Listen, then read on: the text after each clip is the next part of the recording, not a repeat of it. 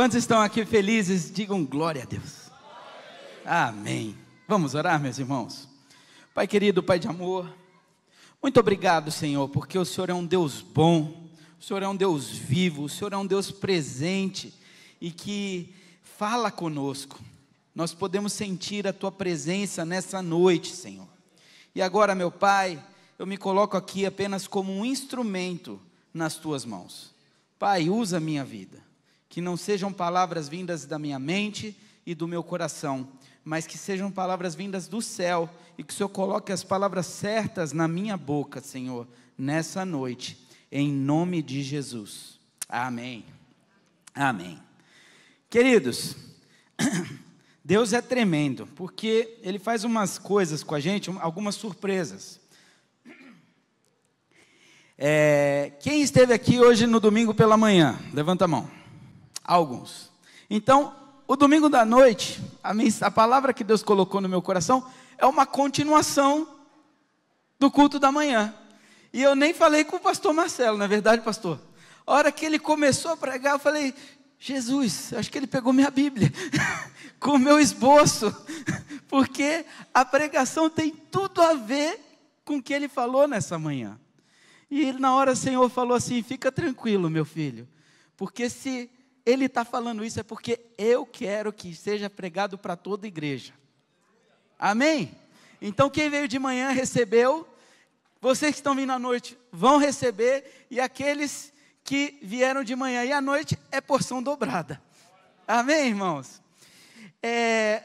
O pastor Marcelo hoje pela manhã falou sobre ventos impetuosos. Então, como é uma continuação, como vencer as turbulências da vida. Ou melhor, vou continuar aqui, tá bom, pastor Marcelo? Como vencer os ventos impetuosos. Amém? Abra sua Bíblia lá em Marcos, vamos começar pelo capítulo 4, a partir do verso 35. Marcos 4, 35. Diz assim: naquele dia, sendo já tarde, disse-lhes Jesus: passemos para outra margem. E eles, despedindo a multidão, o levaram assim como estava, no barco, e outros barcos o seguiam. Ora, levantou-se grande temporal de vento, e as ondas se arremessavam contra o barco, de modo que o mesmo já estava a encher-se d'água. E Jesus estava na popa, dormindo sobre o travesseiro. Eles o despertaram e lhe disseram: mestre, não te importa que pereçamos? E ele, despertando, repreendeu o vento e disse ao mar: acalma-te, emudece. O vento se aquietou e fez-se grande bonança. Então lhes disse: por que sois assim tímidos? Como é que não tendes fé? E eles, possuídos de grande temor, diziam uns aos outros: quem é esse que até o vento e o mar lhe obedecem? Mas vamos continuar no capítulo 5. Entrementes, chegaram a outra margem do mar, a terra dos Gerazenos. Ao desembarcar, logo veio dos sepulcros ao seu encontro um homem possesso de espíritos imundos, o qual vivia nos sepulcros, e nem mesmo com cadeias alguém podia prendê-los. Porque, tendo sido muitas vezes preso com grilhões e cadeias, as cadeias foram quebradas por ele, e os grilhões despedaçados, e ninguém podia subjugá-lo. Andava sempre de noite e de dia, clamando por entre os sepulcros, e pelos montes ferindo-se com pedras. Quando de longe viu Jesus, correu e o adorou, exclamando com voz alta: que tenho eu contigo, Jesus, Filho do Deus Altíssimo? Conjurou-te por Deus que não me atormentastes. Porque Jesus lhes dissera: espírito imundo, sai desse mundo. E perguntou-lhe: qual é o teu nome? Respondeu ele: Legião é o meu nome, porque somos muitos.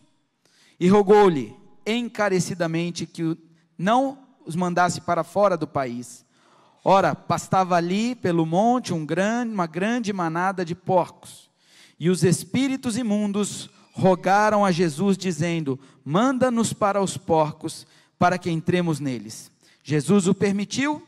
Então, saindo os espíritos imundos, entraram nos porcos, e a manada, que era cerca de 2.000, precipitou-se despenhadeiro abaixo, para dentro do mar, onde se afogaram. Os porqueiros fugiram e anunciaram na cidade e pelos campos. Então saiu o povo para ver o que sucedera.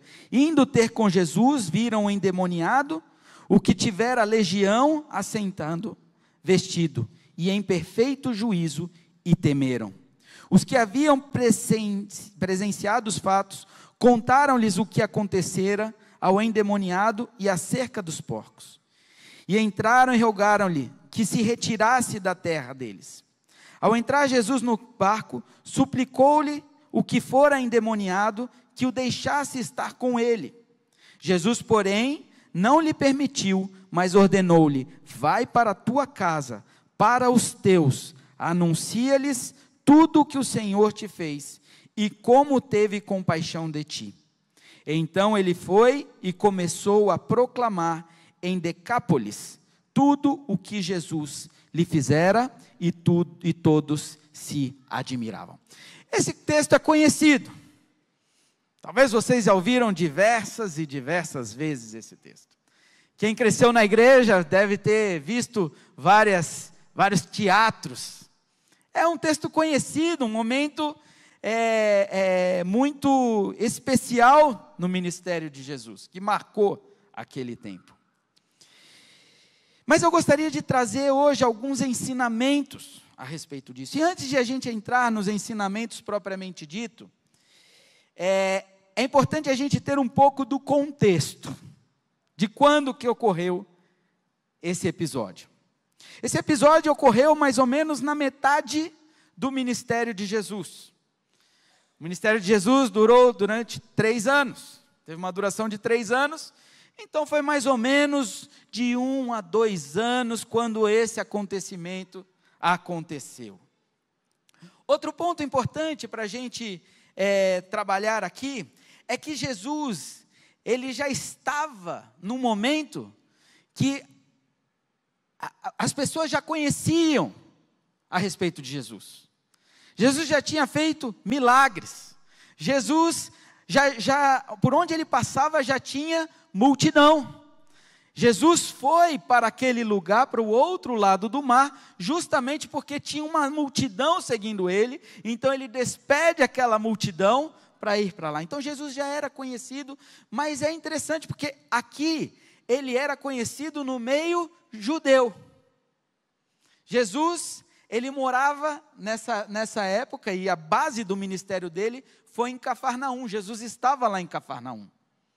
Foi lá em Cafarnaum onde Jesus realizou muitos milagres. Lembra aquele coxo que desceram pelo telhado? Foi lá em Cafarnaum. Lembra a sogra de Pedro? Foi lá em Cafarnaum. Foi lá em Cafarnaum que Jesus conheceu Pedro, Tiago, João, convidou eles para serem discípulos. Então Jesus estava em Cafarnaum, no local, ali na base do ministério dele. Então naquele local ele já era conhecido. Cafarnaum era uma cidade importante na época. Era uma cidade de portuária, que tinha alfândega. Então é capaz que, predominantemente, era uma cidade judaica. Mas ali deviam ter muitas pessoas de outros países, justamente por ser uma região portuária. Mas até então Jesus nunca tinha ido para o outro lado do mar. Jesus ainda não tinha pregado entre os gentios. Era a primeira vez que Jesus estava saindo do meio dos judeus para ir falar para o povo gentil.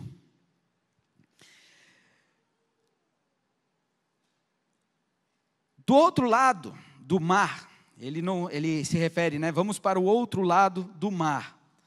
Do outro lado do mar, do mar da Galileia, estava uma região de Decápolis. Decápolis era uma região, onde tinham aproximadamente 10 cidades ali. Era como se fosse a nossa região aqui. Campinas, Sumaré, Indaiatuba. Então era um conjunto de cidades, né?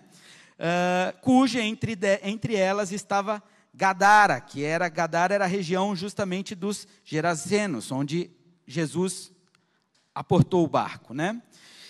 Provavelmente, Jesus não estava indo, quando ele foi para o outro lado do mar, ele não estava indo para aquele local onde ele desceu.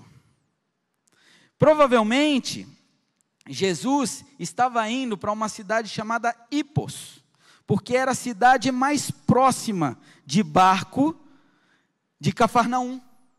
Era uma cidade portuária, era uma cidade onde Jesus conseguiria descer ali. Mas por causa daquela situação difícil, por causa daquela agitação do mar, Jesus vai parar num lugar diferente, aproximadamente uns 10 quilômetros ali da cidade principal, onde a Bíblia não fala que Jesus estava indo para lá, mas é provável que Jesus estivesse indo para essa cidade chamada Hipos. Jesus vai parar mais ou menos a 10 quilômetros, num cemitério. Ou seja, ali não tinha uma cidade, ali era um lugar afastado. E quando Jesus chega ali, ao invés de ser recebido por uma multidão, como ele tinha em Cafarnaum, ele é recebido por um homem cheio de demônios, totalmente possuído. Esse é o contexto dessa história. E dentro desse contexto, a gente pode tirar algumas lições para o dia de hoje. Amém? A primeira lição que a gente pode trazer, e que o pastor Marcelo trouxe aqui para a gente pela manhã, a diferença é que de manhã Jesus veio andando sobre as águas. Aqui Jesus já estava no barco, não é verdade? Mas em ambas as ocasiões teve uma tempestade, teve um momento difícil. A primeira lição que a gente pode trazer daqui é que estamos sujeitos a enfrentar tempestades. Todos nós estamos sujeitos a enfrentar tempestades. E sabe, andar com Cristo não significa que você não vai enfrentar uma tempestade. Os discípulos estavam com Jesus. Diferente de manhã, que Jesus não estava no barco, nesse momento Jesus estava no barco. E aquilo não impediu de eles passarem por uma grande tempestade. Uma tempestade onde eles tiveram medo. Então, estar com Jesus não impede de você passar por momentos difíceis. A diferença é que o fato de você estar com Jesus vai fazer a tempestade se acalmar. Essa é a diferença. Porque ali, aqueles homens, aqueles discípulos, enquanto Jesus dormia, aqueles discípulos estavam desesperados. E como bem falou o pastor Marcelo, não eram homens que não estavam acostumados com o mar. Eram homens que estavam acostumados. Eram homens que talvez já tivessem passado por outras tempestades. Eram homens que talvez já tivessem passado por momentos difíceis. Mas ali estavam eles com medo e desesperados. Ah, irmãos, enquanto eu lia esse texto, eu me via ali. Quantas vezes passamos por tempestades, por momentos difíceis, e a gente também se vê com medo, preocupado, ansioso. Quantas noites mal dormidas, quantas noites em claro, ou será que só eu já passei noites em claro, preocupado com alguma coisa? Essa semana eu fui no médico, começou a cair meus cabelos, meu irmão, comecei a ficar careca. Pastor Marcelo me perguntou na sexta-feira, você brigou com o barbeiro? Eu falei, não, eu estou escondendo as entradas. E aí eu não me ligava muito não, viu, Mamal? Eu por mim, eu ia ser que nem você. Mas o problema é que a minha esposa virou para mim e falou assim, baixinho tudo bem, já casei com você baixinho, até aí estamos igual. Cabelo branco, ok, Mas careca, amor. Aí eu fui no médico, para ver, né? E aí quando chegou lá no médico, eu perguntei, pastor, doutor,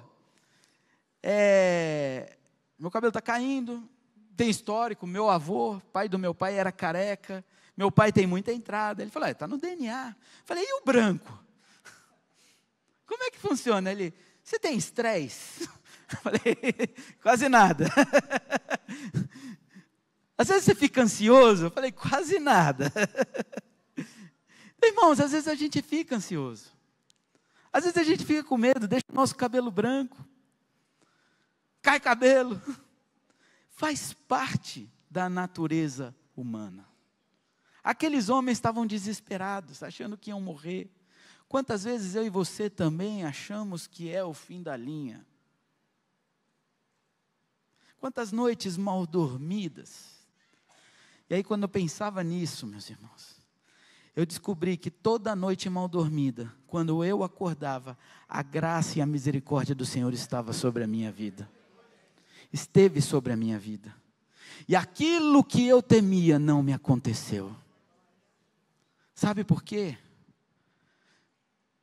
Porque não é o fato de Cristo estar no nosso barco que nós não vamos passar pela aflição, mas porque Cristo está no nosso barco. A graça e a misericórdia dele está sobre nós todas as manhãs, e ele acalma a tempestade. Por isso os cabelos brancos já estão me ensinando algumas coisas. Porque quando eu acordo agora de madrugada, preocupado com alguma coisa, ao invés de ficar tentando virar de um lado para o outro, eu tenho aprendido que é nessa hora que eu tenho que falar, Senhor, Filho de Davi, tem misericórdia de mim. Senhor, a tua palavra diz que o Senhor é o meu pastor e nada me faltará.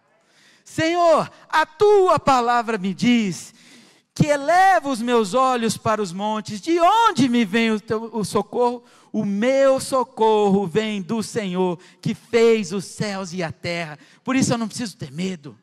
A tua palavra me diz que eu não preciso andar ansioso pelo dia de amanhã. A tua palavra me diz que aos teus amados ele dá enquanto dormem. Por isso, Senhor, em paz eu deito e logo pego no sono, porque só tu, Senhor, estás comigo. Queridos, é na hora. Se você fizer isso, eu te garanto que na hora a tempestade acalma. Porque é uma oração baseada na palavra de Deus. Tempestade todos nós vamos passar. Mas quando Cristo está no nosso barco, tudo vai bem. Como o pastor Marcelo disse hoje de manhã, roubou meu exemplo. Mas exemplo bom é para falar de novo. Eu me lembro quando meu avô estava para partir. E ele reuniu toda a família. Num momento de dor.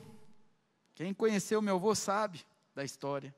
Meu avô morreu com um câncer cruel. Cruel. Nos últimos dias ele não tinha nem força para falar. Talvez aos olhos humanos você olhasse e falasse assim, como um grande homem de Deus que foi, pastor João Batista, fundador dessa igreja. Como um grande homem de Deus pode terminar assim? Mas naquele dia, ele deu uma palavra a cada um de nós. E no final, minha tia Meire vira para ele e fala assim, pai, que música o senhor quer que a gente cante? E ele já quase sem força, disse, com Cristo no barco, tudo vai muito bem. Mesmo naquele momento difícil e de dor, com Cristo no barco, tudo vai muito bem. Queridos, a tempestade, ela pode vir, mas quando Cristo está no barco, a coisa é diferente. Eu me lembro, certa ocasião, a gente tinha uma funcionária, que nos deu muito trabalho. Ela trabalhava lá em casa, e a gente começou a perceber que algumas coisas estavam sumindo de casa. E sumia um pouquinho ali, sumia um pouquinho aqui. Aí um dia ela aparece grávida. Aí quando ela ficou grávida, o pouquinho virou grande. Não era mais o cofrinho das crianças, virou o meu cofre. E começou a levar tudo. E chegou uma hora que estava insustentável, a gente não podia sair de perto que sumia alguma coisa. E aí a gente teve que tomar a decisão de desligar aquela funcionária, sabendo que por ela estar grávida a gente teria um grande problema. Desligamos, foi um momento difícil, momento turbulento. Me lembro eu descendo no elevador com ela e falando, olha, por que você fez isso? A gente ia te ajudar nessa gravidez, a gente ia fazer o seu enxoval. Por que você fez isso com a gente? E aquela mulher me soltou um palavrão, me xingou e saiu. Entrou na justiça e vocês sabem que a justiça, num caso desse, a gente estava totalmente fora do controle. Era uma tempestade que a gente não tinha controle algum. E eu lembro quando a gente foi para a audiência na frente do juiz, nós saímos de casa e nós fizemos uma oração. Senhor, o Senhor estava lá. O Senhor sabe tudo o que aconteceu na nossa casa. O Senhor sabe tudo o que aconteceu.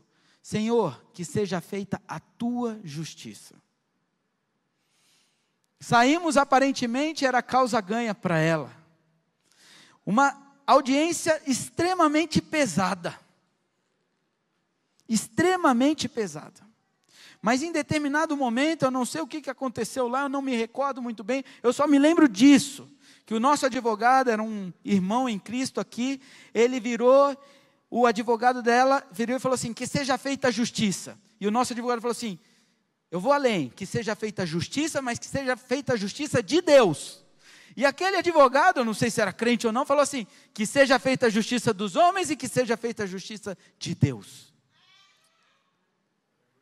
Queridos, saímos daquela audiência. Poucos dias depois veio o resultado, causa ganha para a gente. Ela entrou com recurso, causa ganha, honra dupla. Sabe, queridos, porque quando as coisas saem do nosso controle, existe alguém que tem o controle de todas as coisas. Não foi a experiência daquele advogado. Não foi a experiência das pessoas que estavam cuidando daquela causa. Mas quando foi colocado, aqui seja feita a justiça de Deus, aquilo saiu do território humano e passou para o território espiritual. Estão entendendo, irmãos? Tempestades podem vir, mas quando Cristo está no barco, Ele faz acalmar a tempestade. O segundo ponto que a gente pode aprender desse texto, é que a tempestade, ela pode fazer parte do propósito.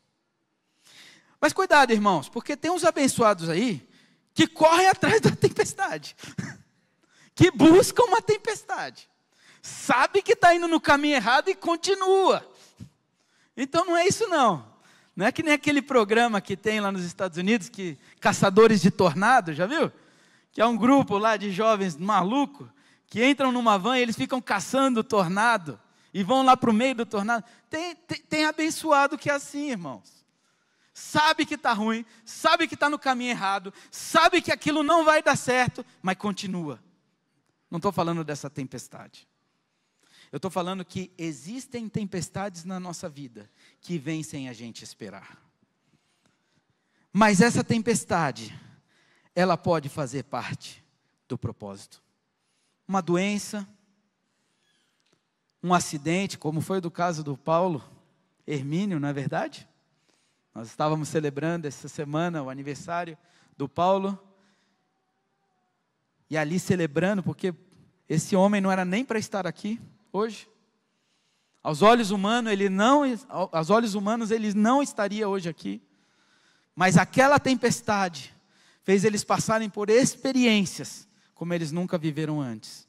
E eu tenho certeza que a casa dele, hoje, é diferente por conta daquela tempestade. Existem tempestades que passam na nossa vida e têm um propósito. Existem tempestades que nos levam para o lugar certo, na hora certa, para se conectar com as pessoas certas. Aquela tempestade desviou aquele barco para que eles chegassem no lugar certo, na hora certa, para encontrar a pessoa certa. Mas pastor,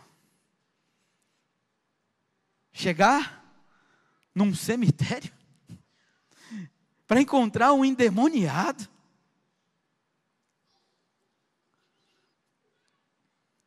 Como eu falei aqui no contexto inicial, a cidade mais próxima era uma, mas aquela tempestade levou eles para um lugar a 10 quilômetros de distância. Um lugar onde não tinha multidão, tinha apenas um endemoniado.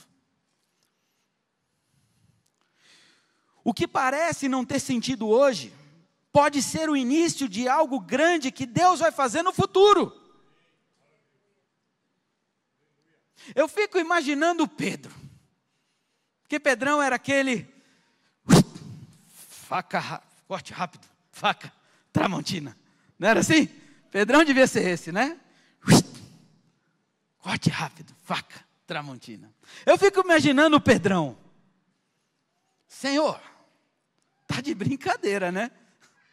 A gente estava lá em Cafarnaum, uma multidão, seu ministério bombando, era milagre para um lado, milagre para o outro, gente sendo curada, gente se convertendo. Aí o Senhor sai daquela multidão, vamos atravessar o mar, vamos para o outro lado, para chegar num lugar, para chegar num cemitério. Ainda bem que a gente chegou no cemitério vivo, que é quase que a gente chega morto. Para chegar num cemitério, para encontrar um endemoniado, cheio de demônio, e além do mais ser expulso da cidade, porque o povo vai lá e fala assim, vai embora daqui, você não é bem-vindo aqui. Matou todos os porcos, lá 2.000 porcos morreram. Senhor, é sério isso? Essa viagem deve ter, se fosse em linha normal, seria umas 2 horas, mas eu acho que com essa tempestade deve ter levado umas 4, 5 horas para eles chegarem num lugar totalmente diferente. Parece estranho, não parece, irmãos? Parece sem propósito. Qual o propósito disso? Ué, Senhor, não tinha endemoniado lá não? Em Cafarnaum, que a gente não pudesse fazer? Não tinha gente que a gente poderia, nesse tempo, a gente poderia estar ajudando tantas pessoas. A gente poderia estar curando enfermos. A gente poderia estar fazendo tantas outras coisas. Mas veio, quase morremos aqui. Para isso. Para vir aqui só expulsar um demônio. Tudo bem que foi uma legião. Mas expulsar um demônio e voltar. Irmãos, tem coisas na vida que a gente passa que parecem que não faz sentido. Mas quando você vai lá para Marcos capítulo 8, você vê que Jesus volta por uma segunda vez àquela região. E quando Jesus volta na segunda vez naquela região, ele não chega mais num cemitério, mas ele chega num lugar onde tem milhares e milhares de pessoas esperando por ele.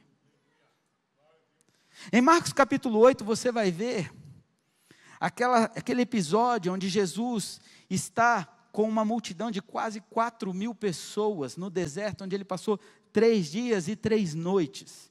E ali, ele alimentou aquelas pessoas com 5 pães e alguns peixinhos. Jesus já tinha feito uma multiplicação antes. Ali já era a segunda multiplicação de Jesus.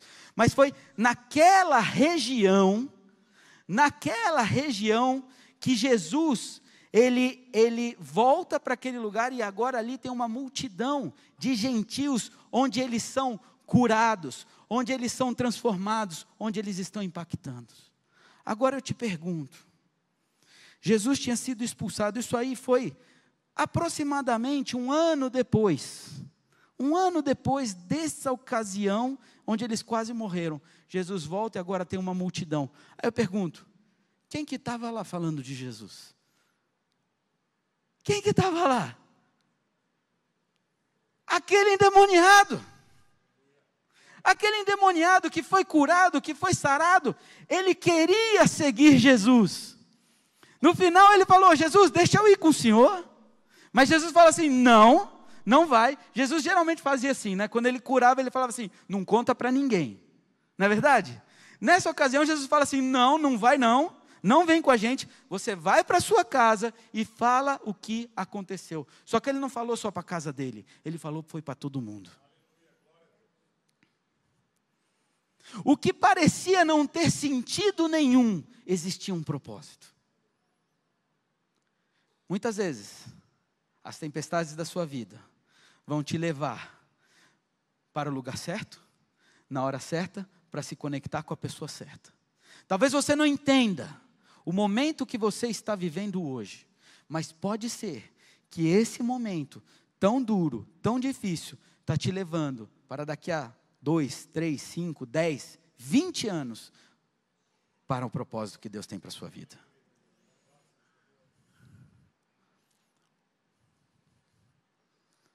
Algo sem sentido. Eu me lembro que eu me conectei certa vez num jogo de futebol, irmãos. Num jogo de futebol. Com uma pessoa. E naquele dia, irmãos, eu não sei o que aconteceu comigo. Eu não jogava ruim, mas eu também não jogava bem. Eu estava ali. Eu passava. Eu era não era o primeiro a ser escolhido, mas também não era o último. Eu estava ali. Mas naquele dia, irmãos, eu estava inspirado. Eu não sei o que aconteceu naquele jogo, eu joguei como foi o melhor jogo da minha vida. E tinha um alto executivo da IBM naquela época, que estava no nosso time e ele ficou encantado com aquele jogo. Passaram-se uns 8 anos daquele jogo. Um dia eu recebo um telefonema, na pandemia, eu estava passando por uma situação bem difícil, todo mundo, né, passou por uma situação difícil na pandemia, né? Mas eu estava numa situação que eu estava precisando de uma porta para ser aberta. Aquele homem, daquele jogo de 8 anos atrás, me liga: Estevão, o que você está fazendo? Eu entrei numa multinacional aqui, eu estou precisando montar uma equipe, eu estou precisando de alguém para trabalhar comigo. Você conhece alguém? Aquele jogo que não tinha sentido nenhum, há 8 anos atrás, que Deus me abençoou, que não dava nada, não ia ganhar nada, não ia ganhar dinheiro, não ia ganhar nada. Mas aí ele falou, eu falei para ele um dia: Mauro, o que te fez me ligar e me procurar na pandemia? Estevão, eu precisava de um cara que tinha fome. E quando eu vi você jogando naquele jogo, eu vi que você tinha uma fome de bola. E você não deixava uma passar. E você perdia a bola, e você corria de novo. Eu falei: cara, se esse cara é bom no campo, ele vai ser bom no trabalho. Loucura, irmãos. Loucura. Alguma coisa que não fazia sentido lá atrás. Mas lá na frente vai ter um propósito. É a forma como Deus usa. Quem aqui está entendendo o que eu estou falando? Amém, irmãos? O momento que você está passando hoje pode estar sendo difícil, mas isso tem um propósito para amanhã. E agora eu quero falar aqui para os líderes da igreja. Quem é líder aqui na igreja? Levanta a mão. Líderes. Todos os líderes da igreja, levanta a mão. Eu quero falar uma coisa para vocês. E eu me incluo aqui. Muitas vezes o trabalho é árduo. Muitas vezes você vai fazer um trabalho e parece que não está dando fruto. Parece que está difícil. Parece que a tempestade está pegando. Parece que não faz sentido o que você está vivendo. Mas pode estar certo. A semente que você está plantando hoje, você vai colher amanhã. A semente que você está plantando hoje, você vai colher amanhã. De forma grandiosa. Aquele que era só apenas um endemoniado, 1 ano depois se transforma numa multidão de 4.000 pessoas. Que foram curadas, que foram transformadas pelo nome de Jesus. Billy Graham conta na biografia dele, né? O dia que ele se converte, apenas foi um culto, o pastor fez o apelo, apenas um jovenzinho se converteu. Talvez naquele culto, o pastor deve ter voltado para casa, puxa, só um jovenzinho se converteu. Mas o que ele não sabia é que aquele jovenzinho era Billy Graham, que anos depois se transformaria num dos grandes nomes da história do cristianismo contemporâneo. E para finalizar, Jesus é o único que pode mudar e transformar histórias. Queridos, o encontro naquele lugar foi com um homem que nem mesmo a família dele acreditava nele.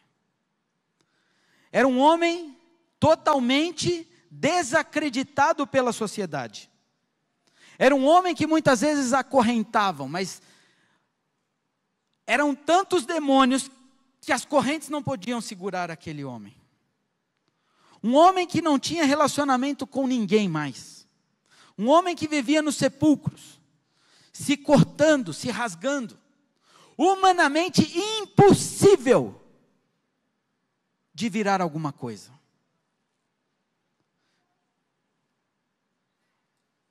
Mas um dia ele teve um encontro com Cristo. Aquilo que era impossível se torna o primeiro missionário de Jesus Cristo no campo dos gentios. Queridos, é impressionante isso, né? Esse homem foi o primeiro missionário para os gentios. Talvez se você fosse escolher, se eu e você fôssemos escolher um missionário, a gente ia fazer um critério assim, muito bem selecionado. Mas não. Era um homem endemoniado, que foi salvo por Jesus Cristo, foi transformado pelo nome de Jesus, e ele faz uma revolução naquela terra. Por isso que Deus quer falar para mim e para você nessa noite, é que não existe causa perdida. Não existe causa perdida. Talvez você esteja passando por algum momento em que você olha para a sua vida e você ache que isso não tem solução. Talvez você olhe para um filho que está desviado e você fala, não tem mais jeito. Ei, tem jeito. Talvez você olhe para o seu casamento hoje e fale assim, não tem mais jeito. Ei, tem jeito. Talvez você olhe para a sua situação financeira e você fale, está acabado, não tem mais jeito. Ei, tem jeito. Cristo pode mudar a sua história. Cristo pode mudar a sua situação. Traga Cristo para dentro do barco. Traga Cristo para dentro do barco. Lembrando, o fato de Cristo estar no barco não vai te impedir de passar por momentos difíceis. Mas o fato de Cristo estar dentro do barco, Ele vai acalmar a tempestade, Ele vai te levantar, Ele vai te sustentar, e o propósito dEle vai ser cumprido na sua vida. Aquilo que era impossível aos olhos humanos, é possível para Deus.